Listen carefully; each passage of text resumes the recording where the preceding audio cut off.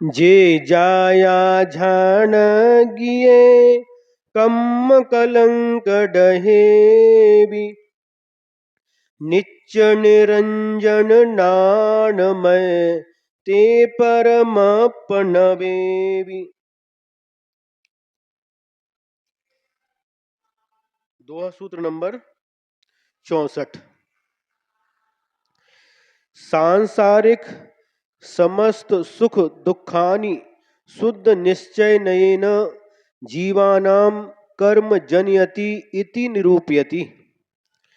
सांसारिक जितने भी सुख और दुख हैं वह सभी शुद्ध निश्चय नयी की अपेक्षा से जीवों के कर्म ही उत्पन्न करते हैं। दुखम अपि सुखम अपि बहुविधम जीवानां कर्म जनयति। जीवों के जो बहुत प्रकार के सुख और दुख प्राप्त होते हैं वह सभी कर्म ही उत्पन्न करते हैं। आत्मा पश्यति मनुते परम निश्चय ए भणति। और आत्मा क्या करती है? उपयोगमयी है, सिर्फ देखता है और जानता है, इस प्रकार से निश्चय नहीं की अपेक्षा से कथन किया जाता है। क्या समझ में आया? जीवानाम यानी जीवों के बहुविधम बहुत प्रकार के दुखम अपि सुखम अपि बहुत प्रकार के सुख और दुख दोनों ही कर्म ही जनयति उत्पन्न करता है। आत्मा पश्यति मात्र देखता है और परम मनुते और जानता है। एवं इस प्रकार निश्चय नहीं से कहा जाता है। क्या कह रहे हैं? संसारी जीवों के जो नाना प्रकार के सुख और दुख उत्पन्न होते हैं वह कर्म ही उत्पन्न करता है। निश्चय नहीं से आत्मा मात्र जानता है और देखता है। जानना और देखना आत्मा का स्वभाव है। निश्चय नहीं की अपेक्षा से आत्मा सब कुछ जानता है और देखता है। और व्यवहार नहीं की अपेक्षा से तो संसारी प्राणियों के नाना प्रकार के सुख और दुख जो दिखाई देते हैं, है ना? कितने प्रकार के सुख हैं? शारीरिक सुख है, मानसिक सुख है ना? ये जितने भी सुख हैं और जितने भी दुख हैं, कितने दुख हैं? बहुत प्रकार के दुख हैं। बहुत प्रकार के दुख हैं। शारीरिक दुख में भी बहुत प्रकार के दुख हैं। जब त्रिंज गति में यह जीव जन्म लेता है तो बोझा लादा जाना, घोड़ा बन गया, तांगा बन करके वह लोगों को ढोता रहता है। बैल बना तो बैलगाड़ी में जोता जाता है। बैलगाड़ी में भार लेकर के उसे चलाया जाता है और नहीं चल पाता तो ऊपर से हंटर की मार भी पड़ती है। भूख लगी है, भोजन मांग नहीं सकता, बोल नहीं सकता। जो मालिक देता है वह खा लेता है, चाहे उससे भूख मिटे या नहीं मिटे। जितना मिलता है उतना खा करके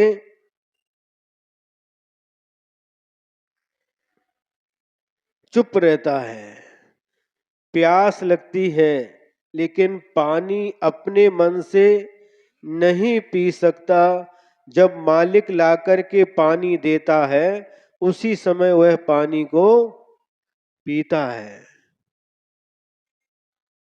और जब तक मालिक नहीं देता वह बंधा रहता है, प्यासा ही उस प्यास के दुख को सहन करता हुआ देखता रहता है कब मालिक आएगा और पानी मुझे पीने के लिए मिलेगा, इस प्रकार से विचार करता है। कितनी पराधीनता है,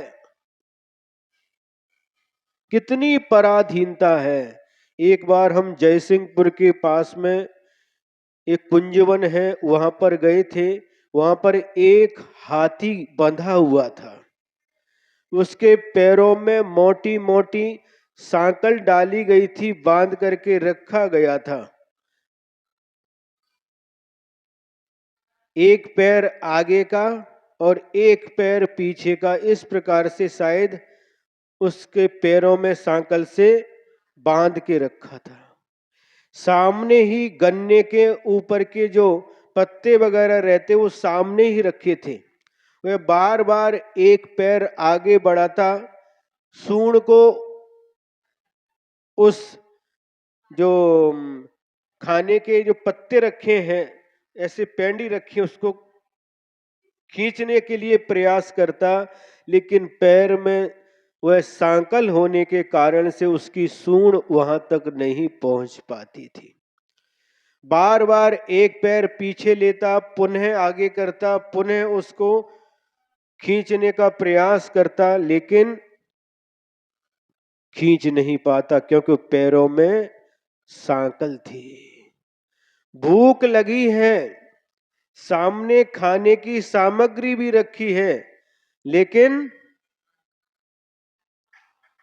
वहां तक उसकी सूंड नहीं पहुंच पा रही। देख रहा है, भूख लगी है, खाने की इच्छा भी है, फिर भी खा नहीं सकता। जब कोई आएगा, उस घास को उसके सामने डालेगा, तभी वह खा सकता है। जब कभी उसको बांध दिया जाता है, जो पालतू जानवर हैं, गाय भैंस घोड़ा हाथी, मान लीजिए गर्मी का समय है और एक पेड़ के नीचे बांध दिया और वहां पर उस समय छाया थी, बाद में धूप आ गई और धूप में वह गर्मी से तड़प रहा है, लेकिन कुछ कर नहीं सकता। छाया में जाना चाहता है, लेकिन बंधा हुआ होने के कारण से छाया में जा नहीं पाता।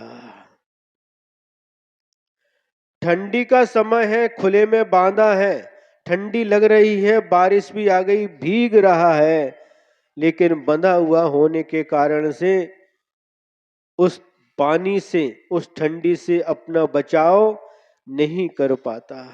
कितने दुख है, कितने प्रकार के दुख हैं। मांसाहारी लोग काट डालते हैं, जीवित ही काट देते हैं। कितने सारे दुख इस जीव को सहन करने पड़ते हैं। कितने ही मनुष्य पर्याय में नाना प्रकार के दुखों को सहन करता है। गरीबी है तो गरीबी का दुख, दाम बिना निर्धन दुखी, धन नहीं है इसलिए वह गरीब व्यक्ति दुखी है। धन मिल गया लेकिन कोई शरीर में रोग उत्पन्न हो गया तो दुखी है। कोई कोई भी रोग उत्पन्न हो गया तो दुखी है। कितने सारे रोग होते हैं और कोई रोग शरीर में उत्पन्न हो गया, शुगर, हार्ट की बीमारी, बीपी, कितनी सारी बीमारी, वो बीमारी लग गई तो भी दुखी है।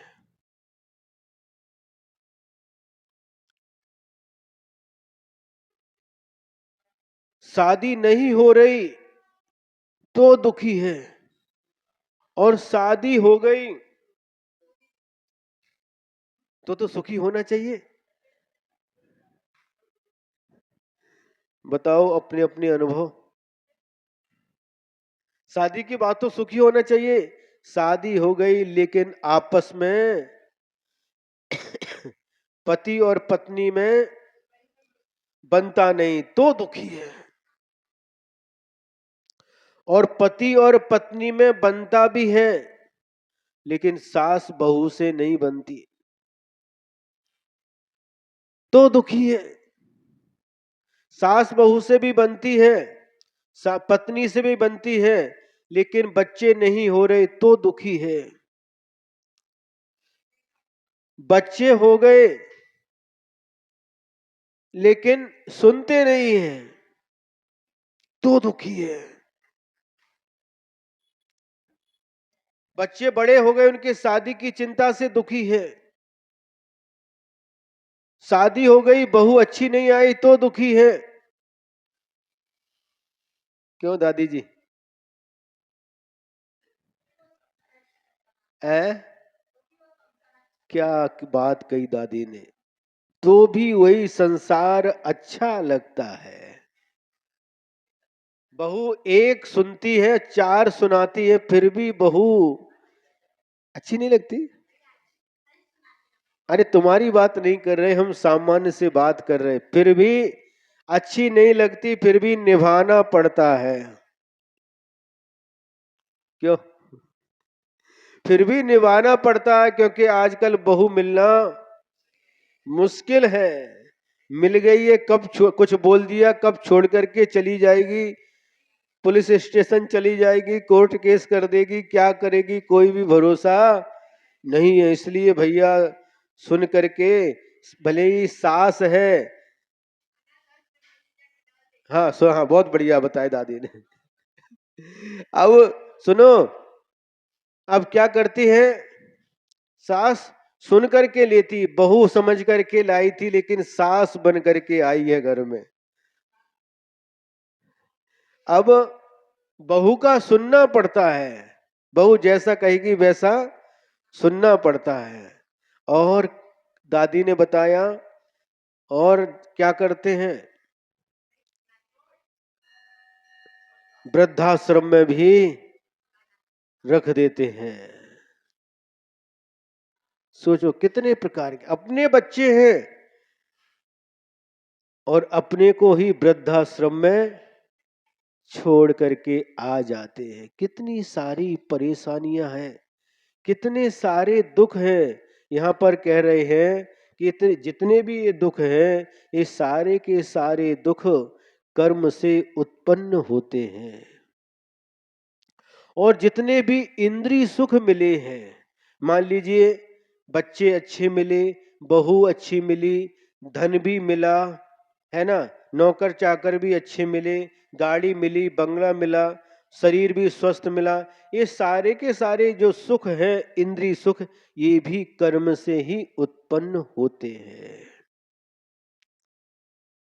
जैसे कर्म है उसका वैसा ही फल मिलता है। आम का बीज बोया है तो आम का पेड़ आता है और आम के ही फल उस पर लगते हैं। और नीम का बीज बोया है तो नीम का ही पेड़ आता है और नीम के ही फल लगते हैं। जैसा बीज बोते हैं वैसे ही फल मिलते हैं। उसी प्रकार से हम जैसे कर्म करते हैं उस कर्म का वैसा ही फल मिलता है। शुभ कर्म, पुण्य कर्म अच्छे फल देता है। अशुभ कर्म, पाप कर्म जो अतीत काल में हमने किए हैं, वह सावधानी रखनी चाहिए। फल के समय हम कुछ नहीं कर सकते, जो फल मिला है उस समय हम कुछ बदलाव नहीं कर सकते, किंतु बीज बोते समय हम सावधानी रख सकते हैं। कौन सा बीज हमें बोना है, ये हम विचार करके उस बीज को बो सकते, लेकिन फल आ गए अब आप कुछ चेंज नहीं कर सकते। नीम का पेड़ आ गया, हे भगवान, हे पार्श्वनाथ भगवान, इस पर आम के फल लगे, मला आंबा पाइजे, मला आंबा पाइजे, मला आंबा पाइजे, नमो अर्हंताणम, नमो सिद्धाणम, नमो आयरियाणम, नमो उवज्झायाणम, नमो लोये सब साहूणम। ओम ह्रीम अरम श्री पार्श्वनाथ जनेन्द्राय नमो नमः। ओम ह्रीम अरम श्री पार्श्वनाथ जनेन्द्राय नमो नमः। कुछ भी कर लो, और जो फल है, जैसा बीज बोया है, उस नीम का बीज बोया है तो नीम के ही फल मिलेंगे। आम के फल नहीं मिल सकते। समझ में आ रहा है? इसलिए कर्म करते समय हमें सावधानी रखना चाहिए, अच्छे कार्य करने चाहिए, अच्छे कर्म करने चाहिए, शुभ कर्म करने चाहिए, जिससे हमें उन कर्मों का फल अच्छा मिले। सुन रहे हैं? आपने मट्ठा पिया है, मट्ठा पिया है और आपको दूध के टैंक में रख दिया। किसके टैंक में? दूध के टैंक में आपको रख दिया। पूरे सिर तक आपका दूध में डूबे हैं, सिर्फ इतना मुंह खुला है। जब डकार आएगी तो किसकी आएगी?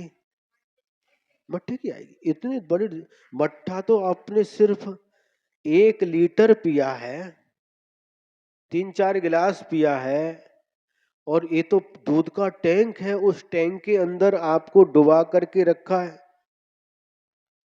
फिर भी डकार दूध की नहीं आएगी, मट्ठे की आएगी, क्योंकि आपने मट्ठा पिया है। समझ में आ रहा है? उसी प्रकार से जैसे हमने कर्म किए हैं वैसे ही डकार आएगी, यानी वैसा ही फल मिलेगा। आप कितना भी कुछ कर लो, लेकिन फल तो कर्म के अनुसार ही मिलता है। तो यहाँ पर आचार्य महोदय हम लोगों के ये समझा रहे हैं कि निश्चय नहीं से यह जीव, यह आत्मा उपयोगमय है, जानता है और देखता है, और व्यवहार नहीं की अपेक्षा से नाना प्रकार के शुभ और अशुभ कर्मों को क्या करता है? करता है। शुभ और अशुभ कर्मों को करता है, और वह कर्म ही इस संसारी प्राणी के लिए सुख और दुख उत्पन्न करते हैं। अब आगे कहते हैं, तो सारांश क्या निकला? ये सांसारिक सुख दुख जितने भी हैं, ये सभी हे है, छोड़ने योग्य है, और पारमार्थिक सुख उपादेय है, प्राप्त करने के योग्य है। उसके लिए हमें पुरुषार्थ करना चाहिए। अत निश्चयेन बंध मोक्षौ कर्म करोति इति प्रतिपादयति। अब निश्चय नहीं की अपेक्षा से जो बंध और मोक्ष होते हैं वह कर्म ही करता है, इस प्रकार का प्रतिपादन किया जाता है। बंधु भी मोक्षु भी सयलु जिय जीव कम्मु जने अप्पा किंपि भी कुणै नबी निच्छौ एव भने। इसके पहले का दोहा सूत्र पढ़ा था अपन ने, है? दुख भी सुख भी बहु बिहो जीव कम्मु जने अप्पा देख कई मुनई पर निच्छौ एव भने। 64वां था। अब जो 65वां है, क्या कह रहे? बंधु भी मोक्षु भी सयलु जिय जीव कम्मु जने अप्पा किंपि बिकुनै नबी निच्छौ एव भने। बंधम अपि मोक्षम अपि सकलम जीव जीवानां कर्म जनयति आत्मा किमपि करोति नैव निश्चय एवं भणति। क्या कह रहे हैं? जीव, हे जीव, हे जीव, क्या कह रहे? हे भव्य प्राणी, बंधम अपि, बंध को भी, मोक्षम अपि, और मोक्ष को भी, सकलम, इन सब को, जीवानाम, जीवों के, कर्म, कर्म ही, जनयति, उत्पन्न करते हैं, कर्म ही करते हैं। आत्मा किमपि, कुछ भी, नैव करोति, नहीं करता, निश्चय, निश्चय न, ऐसा कहता है। क्या कह रहे हैं? निश्चय नहीं की अपेक्षा से यह आत्मा कुछ भी नहीं करता, और व्यवहार नहीं की अपेक्षा से बंध को और मोक्ष को जीवों के कर्म ही करता है, आत्मा कुछ नहीं करता। ये नए की अपेक्षा से कथन किया जा रहा है। दो प्रकार के नयों की मुख्यता से एक कथन किया जा रहा है, निश्चय नय और व्यवहार नय, है ना। अनादि काल की संबंध वाली अयथार्थ स्वरूप अनुपचरित असद्भुत व्यवहार नय से ज्ञानावरणादि द्रव्य कर्म बंध और अशुद्ध निश्चय नय से रागादि भाव कर्म के बंध को तथा दोनों नयों से द्रव्य कर्म भाव कर्म की मुक्ति को यद्यपि जीव करता है तो भी शुद्ध पारिणामिक परम भाव के ग्रहण करने वाले शुद्ध निश्चय से नहीं करता, बंध और मोक्ष से रहित है, ऐसा भगवान ने कहा है। मतलब जो शुद्ध निश्चय है उसकी अपेक्षा से बंध और मोक्ष का कर्ता नहीं है। नए का विषय थोड़ा सा कठिन लगता है, लेकिन बार बार सुनेंगे तो वही सरल हो जाता है। नयों की अपेक्षा से, नए माने दृष्टिकोण, नए का मतलब क्या है? दृष्टिकोण। जैसे कहा ये यश बाकलीवाल ये अहिल्यानगर से आया, ये सामने बैठा है और इसको देख करके कहा ये छोटा है, यश छोटा है। दूसरे व्यक्ति ने कहा नहीं यश बड़ा है। तीसरे व्यक्ति ने कहा यश पतला है। चौथे व्यक्ति ने कहा यश मोटा है। पांचवें व्यक्ति ने कहा यश गोरा है। छठवें व्यक्ति ने कहा यश काला है। सुन रहे हैं? अब इन सबको सिद्ध करने वाले नए होते हैं। जिसने कहा यश छोटा है तो बड़े की अपेक्षा से यश छोटा है। जो यश से बड़े हैं उनकी अपेक्षा से यश छोटा है। और किसी ने कहा यश बड़ा है तो यश से जो छोटे हैं उनकी अपेक्षा से यश बड़ा है। दोनों सही हो गए नई की अपेक्षा से।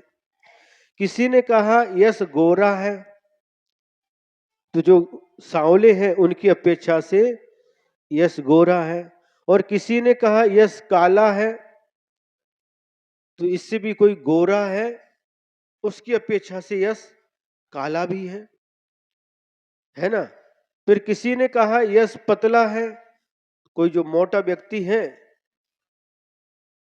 वीर के सामने यश पतला है। और किसी ने कहा यश मोटा है तो इससे भी जो दुबला पतला है उसकी अपेक्षा से यश मोटा भी है। और क्या कहा था? छोटा बड़ा, गोरा काला, पतला मोटा और कुछ बताया था। हाँ, तो ये अपेक्षाएं लगानी पड़ती हैं। यदि अपेक्षा जो लगाई ये नए का विषय हो गया, ये अनेकांत है।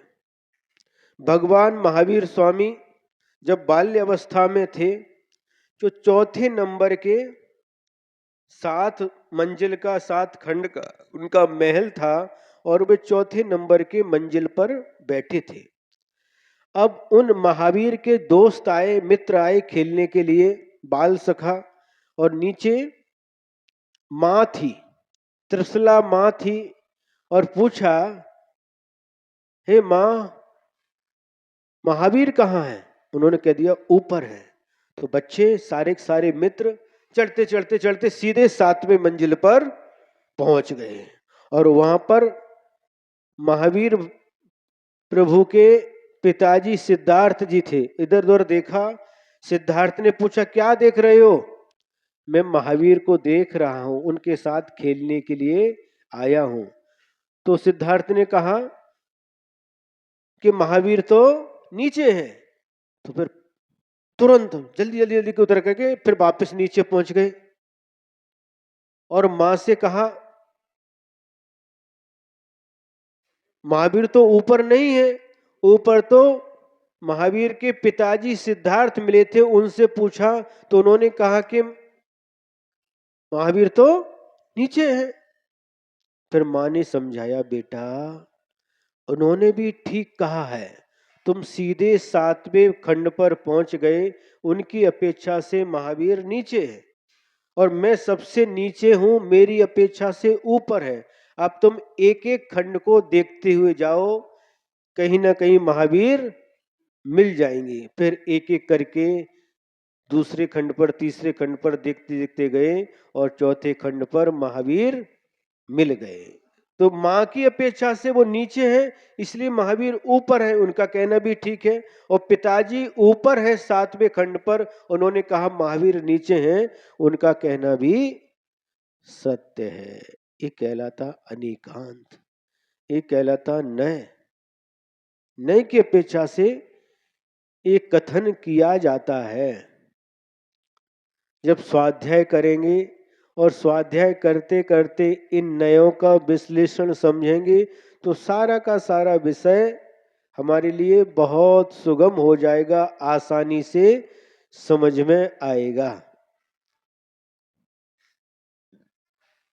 तो क्या कहा, हे जीव, बंध को और मोक्ष को, इन सभी को जीवों के कर्म ही करते हैं, आत्मा कुछ भी नहीं करता, निश्चय न ऐसा कहता है।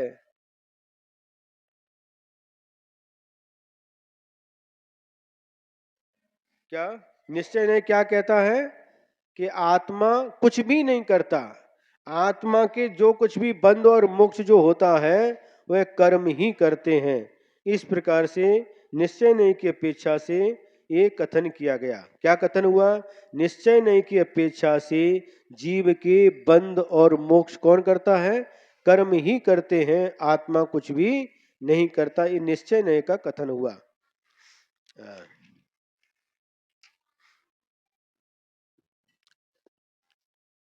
प्रक्षेपक एक श्लोक आता है, सोनत्थिति पये पये सो 84 जोन लख मज्जमी। नहीं, ये गाथा है।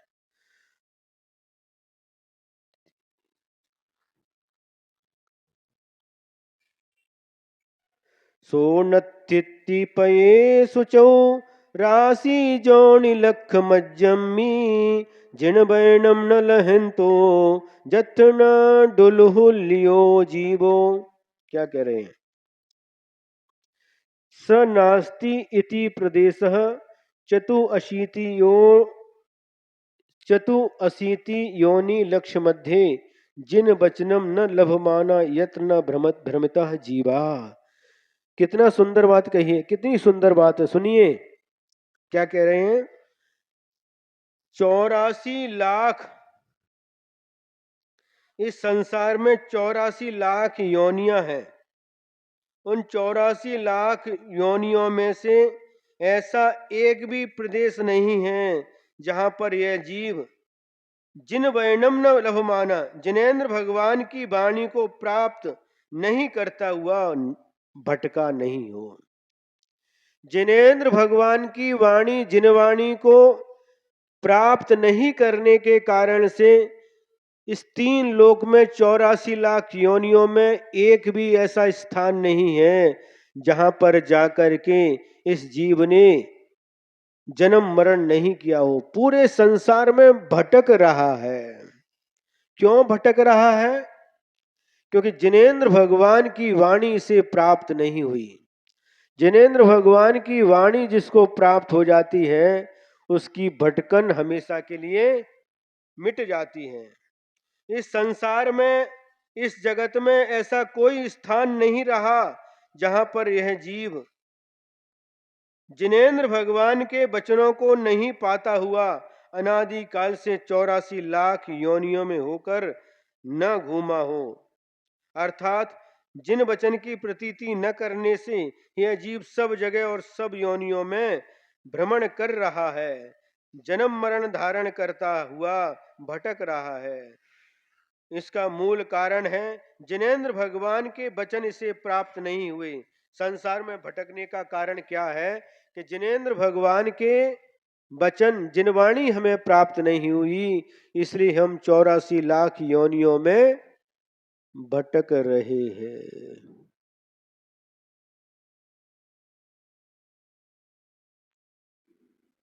और भटकना है क्या है? नहीं भटकना है। तो जिनेंद्र भगवान की वाणी जिनवाणी है, उस पर विश्वास रखो और जो जिनेंद्र भगवान ने कहा है उसी के अनुसार आचरण करो, तो निश्चित रूप से आपकी भटकन, आपका भटकना मिट जाएगा और आपको सच्चे सुख की प्राप्ति होगी। संसार के दुखों से आप छुटकारा प्राप्त कर लेंगे। जिनवाणी और जनवाणी में बहुत अंतर होता है। जनवाणी और जिनवाणी सिर्फ ई की मात्रा है, जन पर ई की मात्रा रख दी तो जिन बन जाता है। और जन माने जितने भी लोग हैं, जिनेंद्र भगवान को छोड़ करके और जितने भी लोग संसार में हैं, उनकी वाणी जनवाणी कहलाती है। और तीर्थंकर भगवान की वाणी, जिनेंद्र भगवान की वाणी जिनवाणी कहलाती है। जनवाणी कभी भी आत्मा का कल्याण नहीं कर सकती, किंतु जिनवाणी हमारी आत्मा का कल्याण करती है।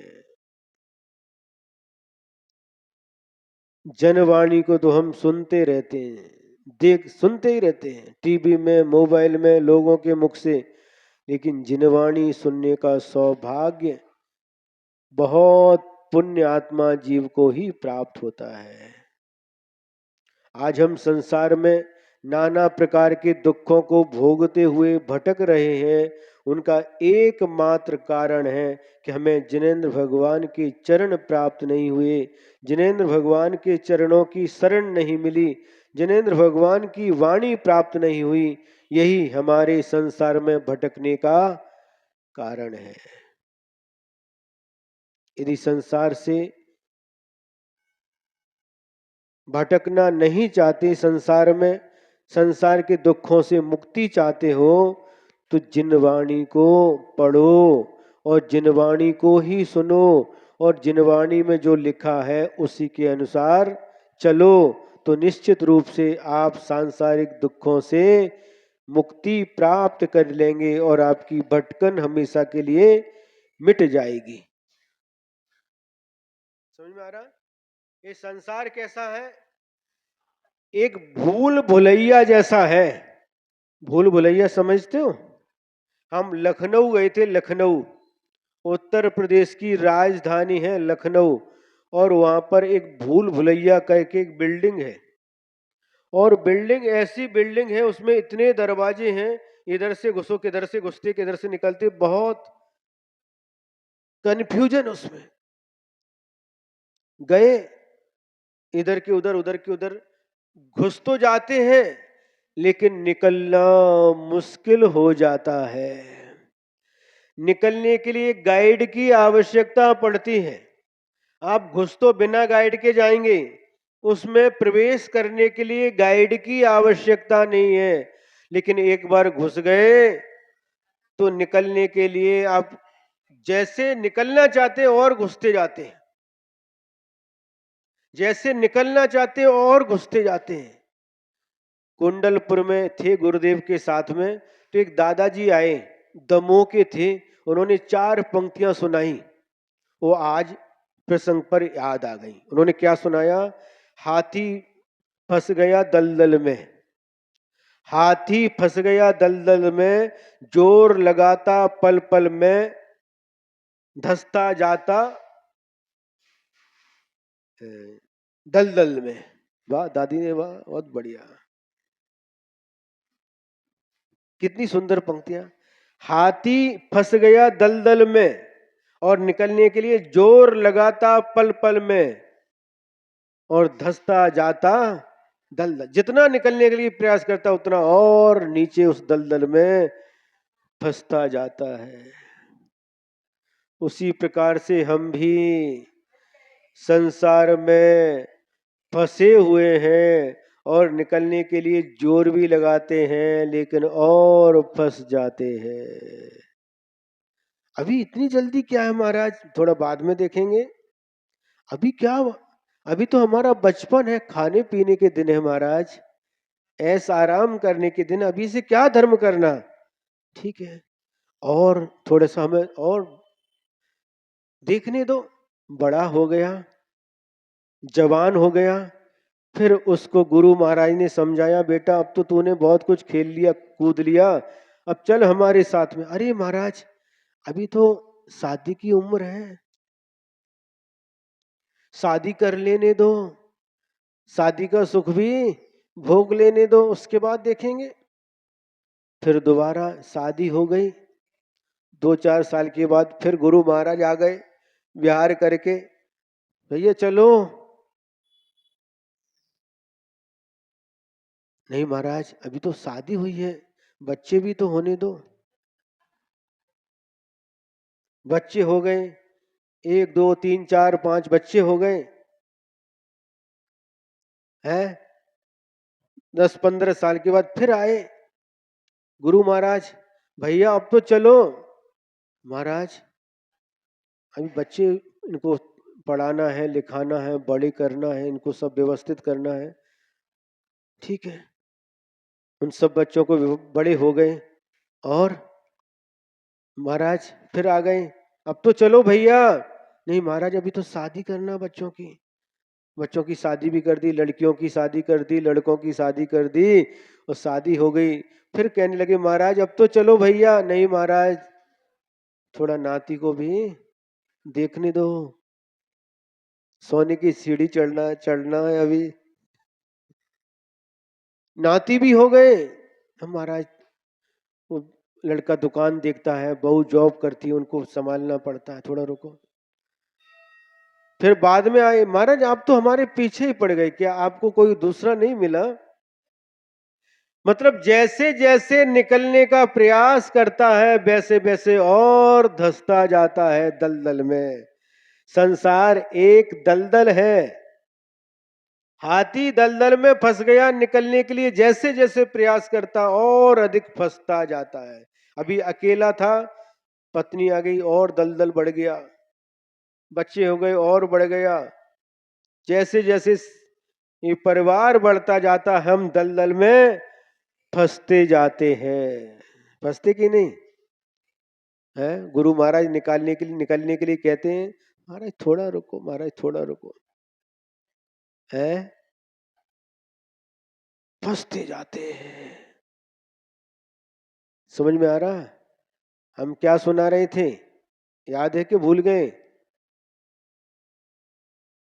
क्या सुना रहे थे? हाथी के पहले क्या सुना रहे थे?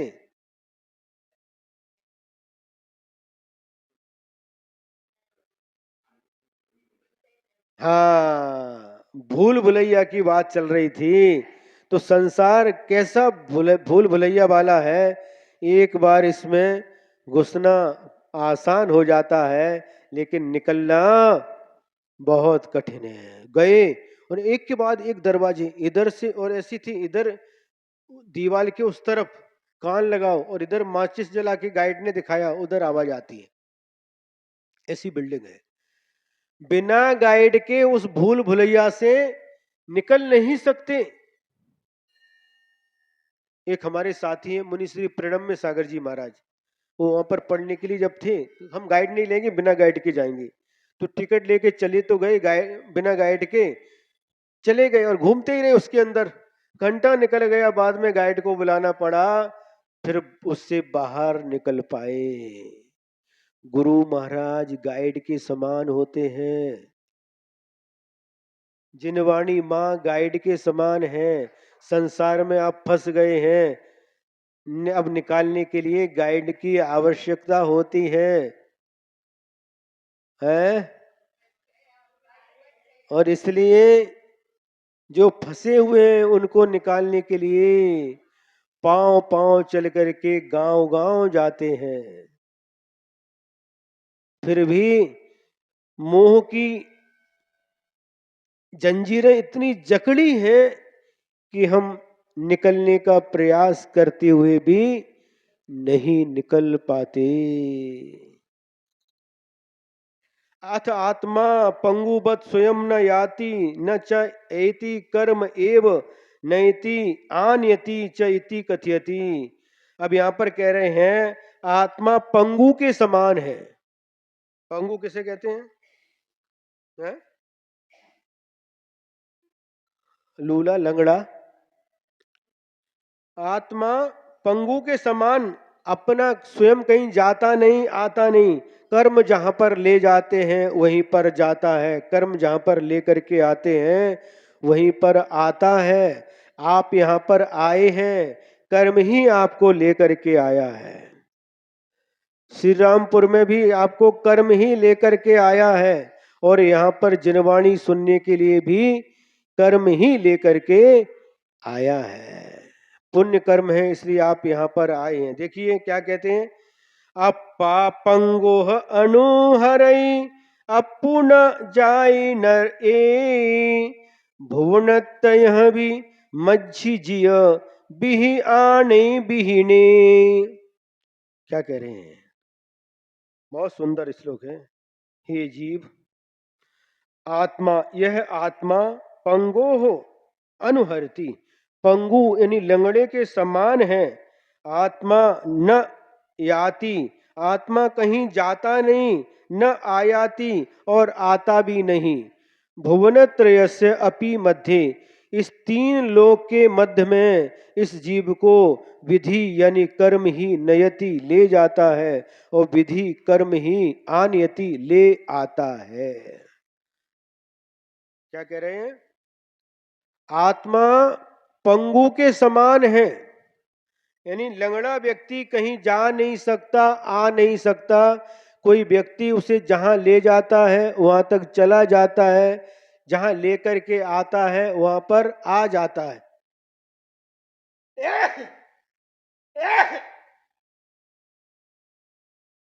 जिस प्रकार से गाड़ी, आपके घर में कार गाड़ी है, गाड़ी कहीं जाती नहीं, गाड़ी कहीं आती नहीं, किंतु गाड़ी में बैठा हुआ जो ड्राइवर है वह जहां ले जाता है गाड़ी वहां चली जाती है, जहां ले आता है वहां पर गाड़ी आ जाती है।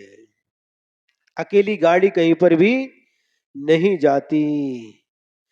उसी प्रकार से यहां पर कहा जा रहा है, क्या कहा जा रहा है, अजंगमम जंगमने यंत्रम यथा तथा जीव धृतम शरीरम बीवत्सपूति क्षयितापकम च।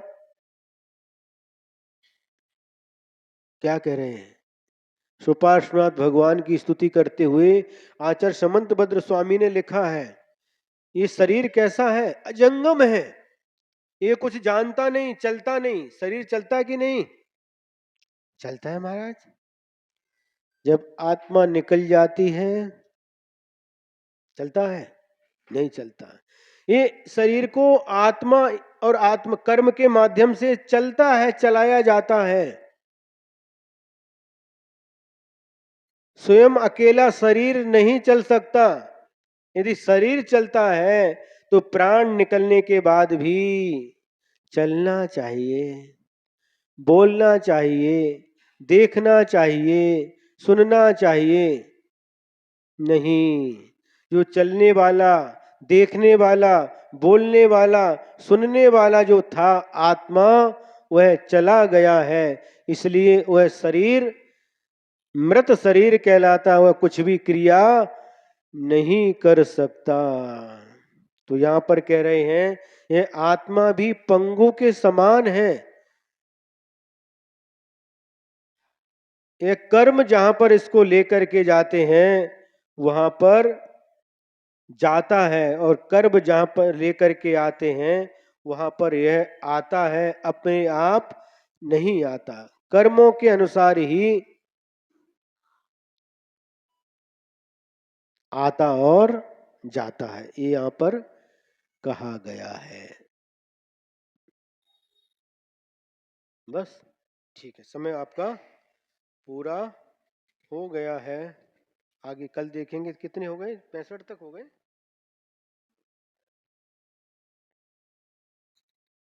66 हो गए, 66 तक हो गए। यदर्थमात्रा पदवाक्यहीनं मया प्रमादाद् किञ्चनोक्तं तन्मे क्षमित्वा विदधातु देवी सरस्वती केवलबोधिलब्धिं। बोधि समाधि परिणाम शुद्धि स्वात्मोपलब्धि शिव सौख्य सिद्धि। चिंतामणिं चिंतित वस्तुदाने त्वां वन्द्यमानस्य ममास्तु देवी। त्वां वन्द्यमानस्य ममास्तु देवी। द्वादशांग जिनवाणी माता की। परम उपकारी परम पूज्य आचार्य गुरुवर्षि विद्यासागर जी महाराज की।